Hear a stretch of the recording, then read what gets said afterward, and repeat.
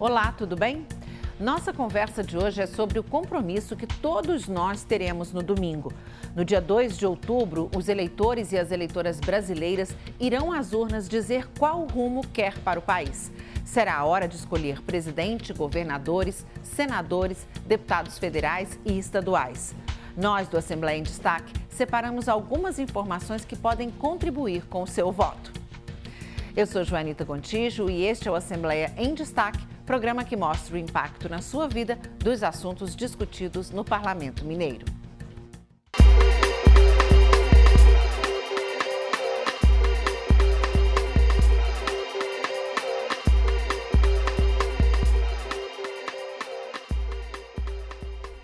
$16 milhões de mineiros se preparam para as eleições deste ano, que terá o primeiro turno neste domingo.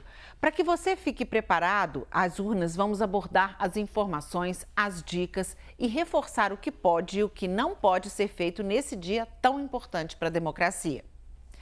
Aqui no estado, da mesma forma que o cenário nacional, nós mulheres somos a maioria.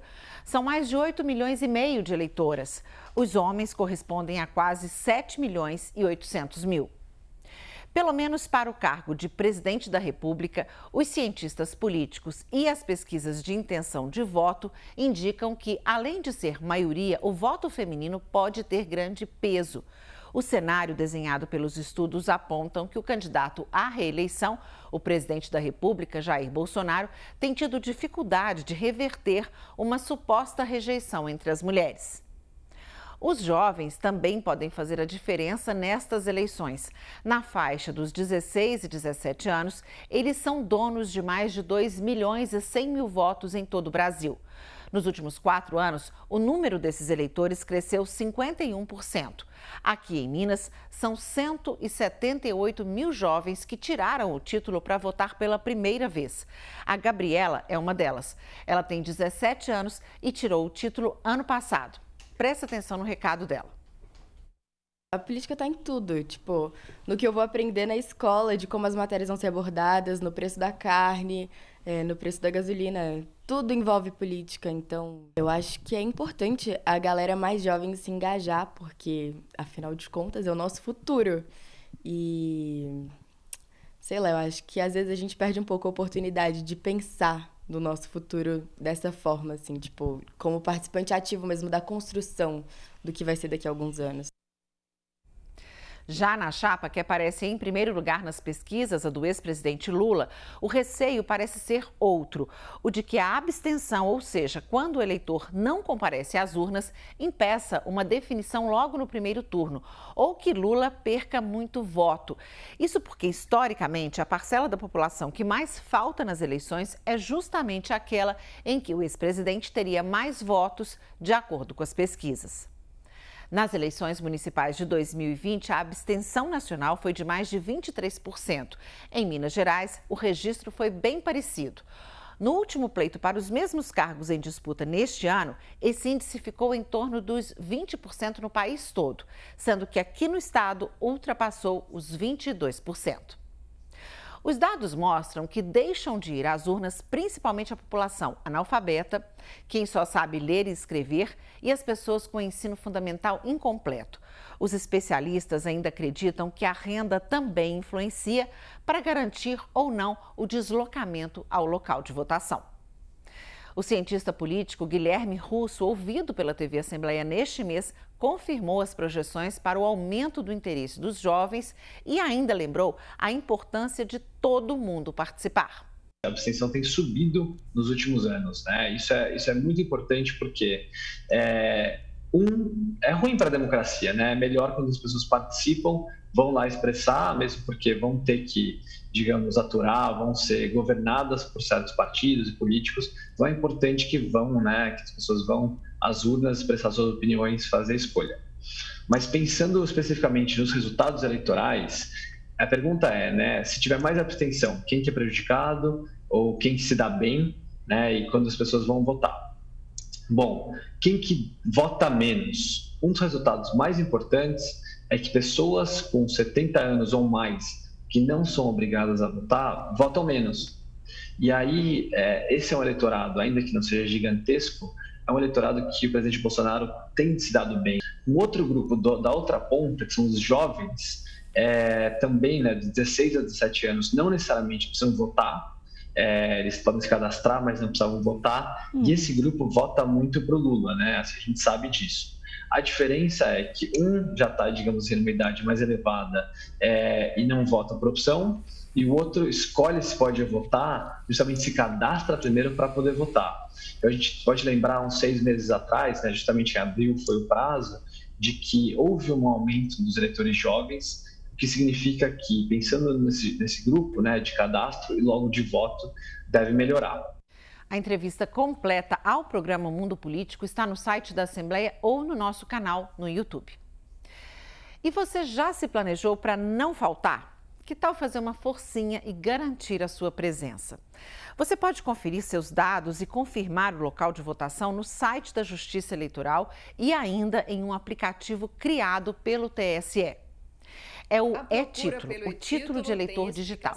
Nele é possível checar, além do local da sessão de votação, os débitos com a Justiça Eleitoral, justificar a ausência, emitir certidão de quitação eleitoral.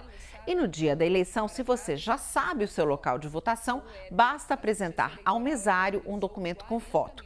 Mas se você tiver o e-Título no celular ou o documento impresso, não custa nada levar. Lá tem o número da sessão eleitoral e vai ficar mais fácil para você encontrar a sala onde o seu nome de eleitor estará cadastrado. Mesmo se você já fez a biometria, não se esqueça de levar um documento com foto. O recurso é para aumentar a segurança no processo eleitoral, mas não dispensa a apresentação desse documento, ok? Se não está com identidade, vale passaporte, carteira de trabalho profissional, de habilitação ou certificado de reservista. Outra grande preocupação para as eleições deste ano foi a disseminação de informações falsas, as fake news. Os estudiosos inserem as fake news dentro de um problema mais amplo, que seria a desinformação. A própria Justiça Eleitoral afirma ser vítima de sucessivas campanhas de descrédito baseadas em teorias conspiratórias e afirmações falsas ou descontextualizadas. Para minimizar o problema, a Justiça Eleitoral desenvolveu várias medidas. Entre elas, lançou um guia básico de enfrentamento. O documento de 28 páginas define como desinformação 4 possibilidades: divulgar informações sabendo ou não que são falsas, ou, mesmo quando tem alguma parcela de verdade, a informação foi manipulada para causar danos. E ainda levantar dúvidas sobre alguns fatos, pessoas ou instituições com base em afirmações ou dados falsos com a intenção de prejudicar. O tribunal acredita que no contexto das eleições a desinformação provoca muitos danos. Entre eles, prejudica a qualidade do debate público, dificulta o acesso à verdade, fortalece o radicalismo e dissemina o ódio e a intolerância, o que pode agravar a instabilidade política, as desavenças sociais ou episódios violentos.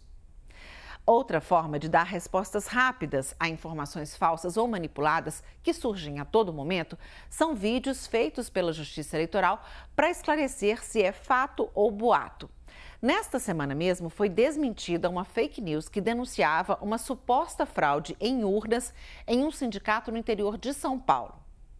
O Tribunal Regional Eleitoral Paulista explicou que o cartório eleitoral de Itapeva faz o procedimento de carga e lacração das urnas eletrônicas em um sindicato desde 2014. Isso é realizado de forma pública e pode ser acompanhado por partidos políticos, federações, coligações e demais entidades fiscalizadoras do sistema eleitoral, como o Ministério Público, Polícia Federal, Conselho Nacional de Justiça e das Forças Armadas. Os funcionários terceirizados que atuam no procedimento foram contratados por meio de licitação pública e todos os contratos do tribunal podem ser consultados no site da instituição. O Parlamento Mineiro também apoia a Justiça Eleitoral no enfrentamento à desinformação. Uma campanha com o lema "Todo voto tem o mesmo poder" é veiculada aqui na TV Assembleia e nas outras emissoras desde o fim de agosto. A peça publicitária ressalta as diferenças e a importância do voto bem informado. Além da televisão, a divulgação foi feita em outdoors, abrigos de ônibus, bancas de revistas, painéis de LED e sites da internet. Essas campanhas da Assembleia são realizadas desde as eleições de 2018. Na última, a ideia foi diminuir a abstenção. E não parou por aí. Em agosto, também, o presidente do Legislativo, o deputado Agostinho Patrus, assinou com o presidente do Tribunal Regional de Minas Gerais, o desembargador Maurício Soares, um termo oficializando a parceria entre as instituições. No Vale do Mucuri, aqui em Minas, 2 comunidades, Machacali, aprenderam a manusear as urnas eletrônicas. O treinamento feito pela Justiça Eleitoral garante aos indígenas o exercício do direito do voto e também abre caminhos para a cidadania de um povo que há anos luta para manter a sua cultura. Uma equipe da TV Assembleia acompanhou esse treinamento e fez uma reportagem especial. Votar é um desafio para os Machacali. Exige cuidado e atenção. Números e letras não fazem parte da cultura dos indígenas. E eles são um dos poucos povos nativos brasileiros a preservar a língua-mãe no dia a dia.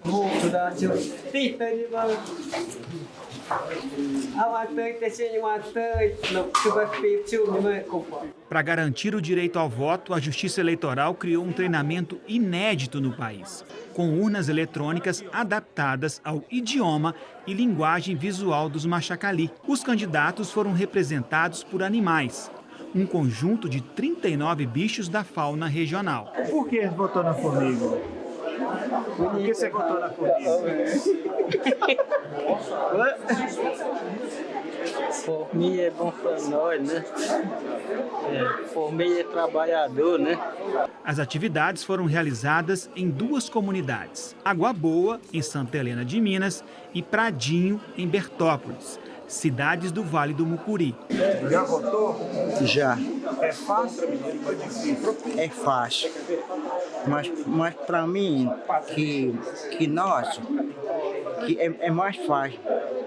Mas tem outro que não sabe nem ler, assim, aí é difícil para ela.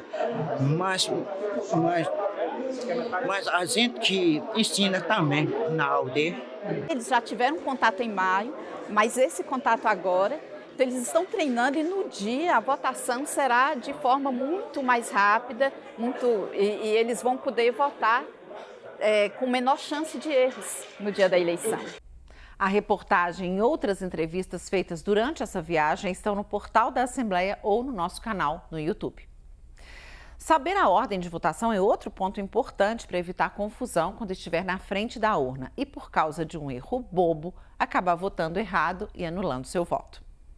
O primeiro cargo a aparecer na urna vai ser o de deputado federal, em que são necessários 4 números.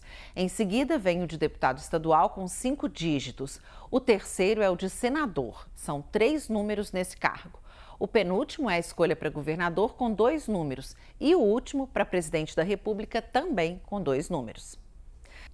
As urnas eletrônicas estão mais acessíveis. As 577 mil urnas eletrônicas que serão usadas em todo o país vão ter tradução na língua brasileira de sinais. O vídeo, em libras, vai informar ao eleitor a ordem de votação. Já os eleitores com deficiência visual podem pedir aos mesários fones de ouvido. As urnas vão emitir um sinal sonoro com indicação do número e nome do candidato ou candidata escolhido. E no dia da eleição, pode levar a lista com os números dos candidatos que você escolheu? Tanto pode como é recomendado. A colinha facilita para a gente votar e quem está na fila agradece, já que você não vai perder tempo na cabine. Vamos dar uma olhada nas dicas da equipe da TV Assembleia sobre o que pode e o que não pode na hora do voto. Eleição se aproximando, vamos saber o que pode e o que não pode nesse dia. Pode usar bandeira, brocha, adesivo e camiseta com foto e número de candidato? Pode, mas de forma silenciosa. É permitido levar cola com o número dos candidatos. Lembrete, você vai votar para deputado estadual, federal, senador, governador e presidente. Não pode fazer aglomeração. Não pode abordar ou tentar persuadir alguém que estiver indo votar. Isso é crime de boca de urna. Pena de até 1 ano de prisão. Não leve celular para dentro da cabine. Nessa eleição, você vai ter que deixar o aparelho com o mesário. A decisão do TSE aumenta o controle sobre quem tenta tirar fotos da urna e dos votos, o que é proibido, porque quebra o sigilo, um dos princípios fundamentais do processo eleitoral. A pena é de até 2 anos para quem violar a regra. A proibição se estende à máquina fotográfica, filmadora ou qualquer equipamento de radiocomunicação. O porte de armas de fogo, ainda que com autorização ou licença, também está proibido no momento da votação. Quem se recusar a entregar a arma ou o celular, fica proibido de votar. Você pode e deve levar título de eleitor e um documento oficial com foto. Bom voto a todos! Bom, é isso. Não abram mão do seu voto, escolha e participe da eleição. A Assembleia tem um hot site das eleições com muitas informações e análises que podem ajudar você. E não se esqueça de interagir com a gente pelo Twitter. Até a próxima. Tchau!